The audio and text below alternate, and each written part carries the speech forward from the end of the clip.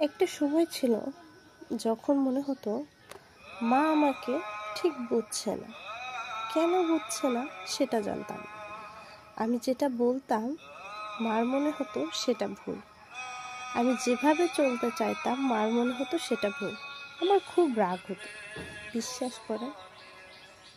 কিন্তু হ্যাঁ, অনেকটা পথ হাঁটার পরে এখন বুঝতে পারছি যে আসলে মায়েরা যেটা চিন্তা করে বা যেটা বোঝাতে চায় সেটা কতটা আমাদের ভালোর জন্য বা ভবিষ্যৎ উজ্জ্বলের জন্য।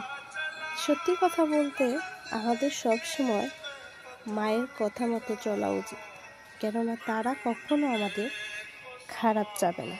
তারা সব সময় চাবে আমরা যাতে ভালো থাকি, আমাদের ভবিষ্যৎ যাতে উজ্জ্বল হয়।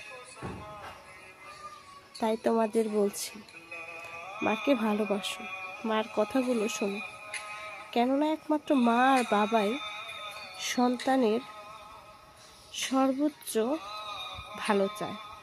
এছাড়া দুনিয়ার যারাই আছে কম বেশি সবাই স্বার্থের পিছনে ছুটলেও মা আর বাবার মধ্যে কখনো কোনো স্বার্থ কাজ করে না, এটাই বাস্তব। আর মায়ের মতো এই দুনিয়াতে আপন কেউ হয় না। ধন্যবাদ সবাইকে।